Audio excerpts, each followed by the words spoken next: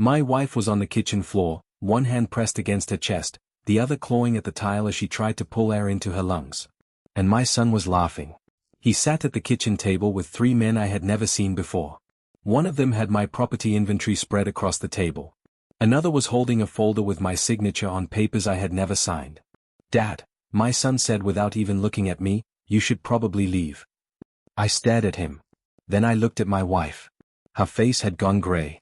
"Call 911, I said. My son laughed again. "She's fine. She's just scared." That was the moment something inside me went completely still. My name is Grant Mercer. I'm 62 years old, and for 34 years, I built a construction company from a borrowed truck and a rented garage. The house, workshop, and land behind it had been paid for with my hands. My son knew that. He also knew my wife had a heart condition. What he apparently didn't know was that I had spent the last 6 months quietly reviewing every financial statement connected to our business. I pulled out my phone. First, I called emergency services. Then I called my attorney. Then I made one more call, to the bank manager who had been asking me for weeks why my son kept requesting access to accounts he wasn't authorized to touch. My son finally stopped laughing. "Dad, what are you doing?" I looked at him. "Making sure your mother gets to tomorrow." I didn't tell him what the other calls were about. Not yet. Because while the ambulance was on its way, one of the men at my table quietly closed the folder. And I recognized the name on the front. It was my son's name. Underneath it were 3 words that changed everything. Transfer of ownership. The ambulance arrived 4 minutes later. I stood against the kitchen counter while the paramedics worked around me. My wife, Elaine, barely opened her eyes when they lifted her onto the stretcher. "I'm right behind you," I told her. She squeezed my fingers. Then she whispered, "Don't trust Michael." I looked toward my son. He had stopped smiling. One of the men beside him was already gathering the papers. I stepped in front of him. "Leave them." He stared at me. "These documents don't belong to you anymore." That sentence told me more than he realized. I waited until the ambulance doors closed before turning back to my son. "What did you sign?" Michael rubbed his face. "Nothing that matters." "Then why were they here?" He didn't answer. I walked to the table and picked up the folder. The first page was a property transfer agreement. The second listed my workshop. The third listed the 8 acres behind our house. And the fourth had a signature that looked exactly like mine. Except for one thing. I never signed it. I photographed every page. Michael watched me. "Dad, you're making this bigger than it is." "No," I said. "You already did that." I called my attorney again. His name was Robert Hale, and he'd handled my business for 11 years. When he answered, I sent him the photographs. There was silence. Then he said, "Grant, don't touch anything else." "Why?" "Because whoever prepared these documents knew exactly what they were doing." I looked across the kitchen at my son. "Does that mean they're real?" "No." Robert paused. "It means someone wanted them to look real." That was different. I sat down slowly. Someone had forged my signature. Someone had brought strangers into my house. And my son had been sitting there laughing while my wife struggled to breathe. Then my phone buzzed. It was a message from the bank manager. "Grant, I need you to come in first thing tomorrow. We found 3 additional transfers." I read it twice. Michael saw my face change. "What happened?" I locked my phone. "Nothing." For the first time that night, my son looked afraid. And I realized he still had no idea what I had just discovered. I didn't sleep that night. I sat in my truck outside the hospital with Robert on speakerphone while he reviewed the documents I'd photographed. "Grant," he said, "the property transfer is only one piece." "What else?" "The transfers the bank found." I tightened my grip on the steering wheel. Robert continued. "Over the last 14 months, nearly $87,000 left your business account." "Where did it go?" 3 different companies." He gave me the names. I recognized none of them. Then he said something that made my stomach turn. All 3 were registered within 6 weeks of each other. By who? That's what I'm trying to find out. I looked through the windshield at the hospital entrance. My son had followed me there, but he hadn't come inside. He was sitting in his car across the parking lot. Watching. Waiting. I called the bank manager. She answered immediately. "Mr. Mercer, there's something else you need to know." I waited. "Your son was listed as an authorized contact on 2 of the accounts." My jaw tightened. I never authorized that. I know. Then how did he get access? She hesitated. We received a document last year showing that you'd granted him limited authority. Send it to Robert. I already did. I looked across the parking lot. Michael was still there. He wasn't looking at me anymore. He was looking at his phone. Then his phone lit up. A message. He read it and immediately started his engine. Robert. Yes? My son is leaving. Let him. I watched Michael pull out of the parking lot. Then I noticed another vehicle parked 2 spaces behind him. One of the men from my kitchen. He followed Michael onto the road. I stayed where I was. For the first time, I understood something. Michael wasn't the one running this.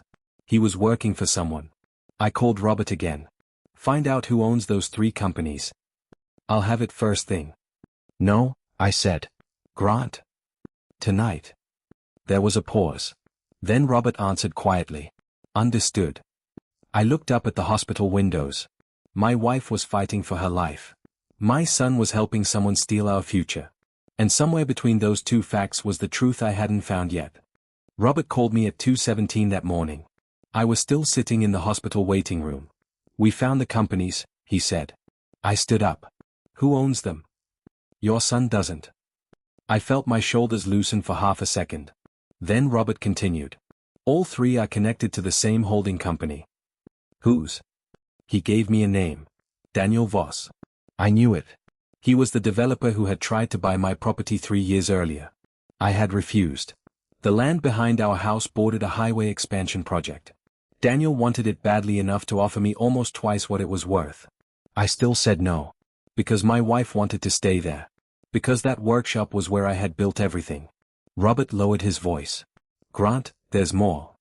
I waited. Voss didn't just create those companies. He has a purchase agreement ready for your property. For how much? $6 million. I almost laughed. $6 million. That was why they had forged my signature. That was why my son had brought those men into my kitchen.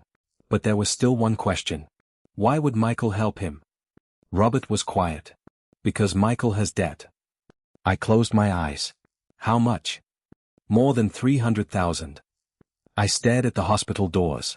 My son hadn't suddenly become cruel. He had become desperate. That didn't excuse him. It just explained him. Then Robert said, Grant, there's another name on the purchase agreement. Whose? He hesitated. Elaine's. My wife's name. I couldn't speak. She signed as a consenting spouse, Robert continued. But the signature looked suspicious too. I sat down. For 34 years, Elaine had stood beside me through every bad year, every failed contract, every night we wondered if payroll would clear. And now someone had used her name. I looked toward the hallway leading to her room. The thought hit me hard. Maybe Michael wasn't the only person who had betrayed us. Maybe someone had been planning this long before tonight. Then I remembered something Elaine had whispered before the paramedics took her away. Don't trust Michael.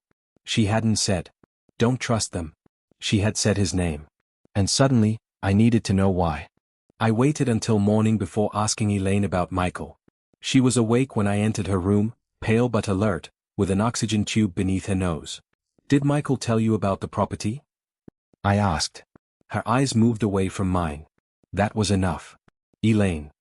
She took a slow breath. He came to me 2 months ago. My stomach tightened. What did he want? He said the business was failing.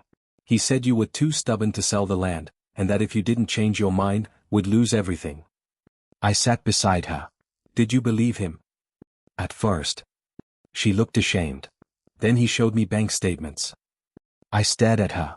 They were fake, she whispered. I didn't know that. I reached for her hand. What happened next? He told me Daniel Voss could save us. The room suddenly felt smaller. Did you sign anything? No. She looked directly at me. I refused. That explained her warning. But it didn't explain the forged signature. I stood and called Robert. He arrived 20 minutes later with a folder. Inside was a copy of the document Elaine supposedly signed. Robert placed it beside the original marriage certificate. Look at the signatures. I did. At first they looked identical. Then I noticed the date. The transfer document had been signed 3 weeks before Elaine had even returned home from visiting her sister in Arizona. She couldn't have signed it. Robert looked at me. We have enough to freeze the transfer. Do it. I already filed the emergency request. I exhaled. For the first time since last night, I felt like I had moved one step ahead of them. Then Robert opened another document. There is one problem. What? Michael wasn't just helping Voss. He slid a bank record across the table. A payment had been made to my son. $150,000. The sender was Daniel Voss's holding company. I stared at the number. Michael had sold us. Not because he was desperate. Because he had already been paid. Then my phone rang. Michael. I answered. He didn't say hello. He whispered, "Dad, please don't do anything until you hear what I have to tell you." I looked at Robert. Then I said, "Come to the hospital." Michael replied, "I can't." And the line went dead. Michael called again 12 minutes later. This time, his voice was barely above a whisper. "Dad, you need to listen to me." "I'm listening." "I didn't know they were going to hurt Mom." My hand tightened around the phone. "Who is they?" Silence. "Michael. Daniel Voss isn't working alone." I looked at Robert. He immediately started writing. "Who else?" "I don't know his name. I only heard people call him Frank." "Where are you?" "I can't tell you." "Then tell me why you took the money." Michael breathed heavily. "I owed people. Daniel knew that. He offered me a way out." "You sold our property." "I thought he only wanted the land." "And the forged documents?" "I didn't forge them." "Then who did?" Michael didn't answer. That silence told me enough. I said, "Michael, your mother nearly died tonight." "I know." "No. You don't." He started crying. For a moment, I almost felt sorry for him. Then I remembered the men laughing in my kitchen. "What did Daniel promise you?" "A new house. A job. Enough money to disappear." I closed my eyes. "You were going to leave us." "I was going to fix everything first." "You don't fix your family by selling them." He said nothing. Then I heard another voice in the background. A man's voice. "Give me the phone." Michael whispered, "Dad, I'm sorry." The call ended. Robert stood immediately. "We need to move." "Where?" "Police." I shook my head. "Not yet." He stared at me. "Grant, your son may be in danger." "I know." I opened the photographs from the night before. The 3 men. The forged documents. The transfer agreement. Then I looked at the bank records. There was one transaction I hadn't noticed. A payment made 2 days before the attempted property transfer. Not to Michael. To a private security company. The description said, "Property recovery, Mercer Residence." I looked at Robert. They weren't coming to negotiate. He understood immediately. They were coming to take possession. I picked up my phone. This time, I made one final call. And when the man on the other end answered, I said, "It's Grant Mercer. I need every door on my property locked before they get there." The man I called was Frank. I knew at the moment he answered. "Grant?" "Yes." "You shouldn't have called me." "I think you know why I did." There was a long pause. Then he said, "Your son told us you wouldn't fight." I looked at Robert. He was wrong. Frank exhaled. "You have until sunrise to clear the property." I almost smiled. "That's not going to happen. You don't understand who you're dealing with." "No," I said. "You don't understand who you're dealing with." I ended the call. By 5:40 that morning, police cars were parked along the road outside my property. Robert had already sent the forged documents, bank records, payment records, and security contract to the authorities. Daniel Voss arrived 20 minutes later.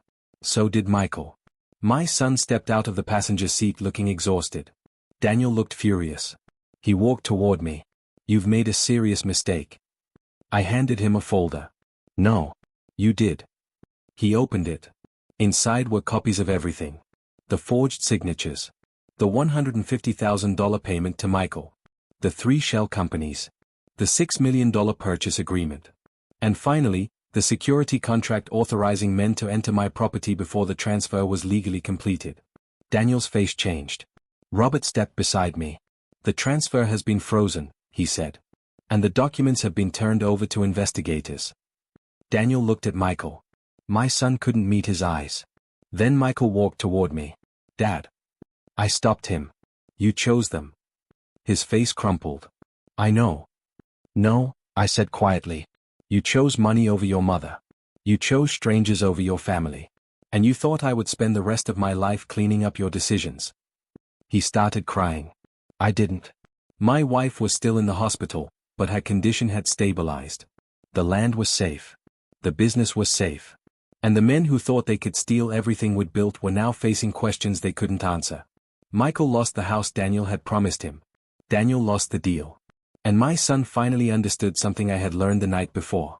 You can forgive someone without trusting them again. I went back to the hospital that afternoon. Elaine reached for my hand. I held it.